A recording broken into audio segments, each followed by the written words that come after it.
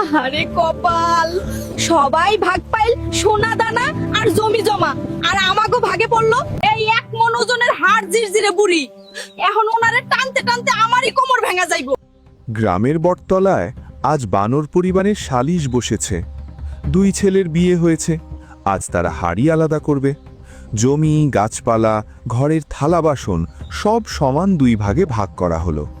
সবশেষে গ্রামের মাতব্বর শিয়াল জিজ্ঞেস করল, সব তো ভাগ হলো, এবার তোদের এই বুড়ো বাবা মায়ের কি হবে? কে কাকে রাখবি? বড় ছেলে মুখ কাঁচুমাচু করে বলল, আমার তো সংসার বড়, আমি 2 জনের বোঝা টানতে পারবো না। আমি বাবাকে নেব, কারণ বাবা তাও একটু ক্ষেত খামারের কাজ দেখতে পারবে। ছোট ছেলে বলল, তাহলে আমি মাকে নেব, মা আমার বাচ্চাদের দেখাশোনা করবে। বৃদ্ধ বানর আর বানরী অবাক হয়ে ছেলেদের মুখের দিকে তাকিয়ে রইল।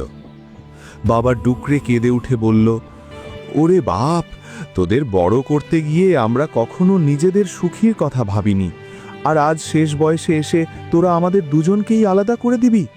যে মানুষটার সাথে আমি 40টা বছর পার করলাম, আজ তাকে ছাড়া আমি কিভাবে থাকব?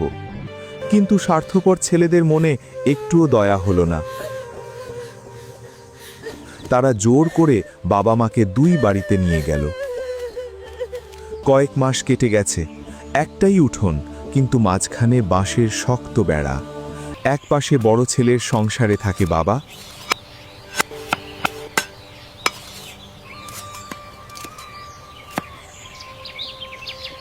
অন্য পাশে ছোট ছেলের সংসারে মা।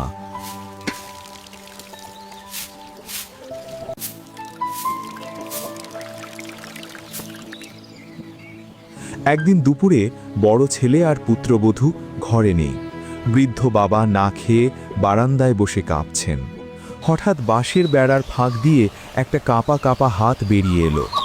মা বানরী চুপি চুপি বেড়ার ওপাশ থেকে একটা পাকা কলা আর একটু গুড় বাবার দিকে বাড়িয়ে দিয়ে ফিসফিস করে বলল, ওগো শুনছ, সকালে কিছু খাওনি তো, এটা লুকিয়ে খেয়ে নাও।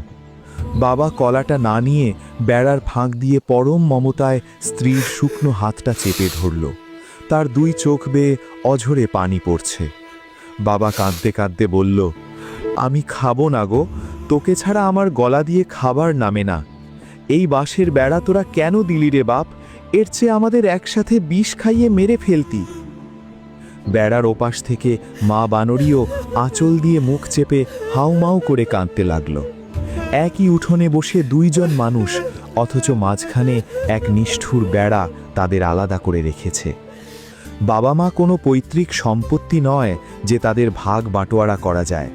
যে বাবা মা সারা জীবন এক ছাদের নিচে কাটিয়ে সন্তানদের বড় করে, শেষ বয়সে তাদের আলাদা করে দেওয়ার চেয়ে বড় পাপ আর কিছুই নেই।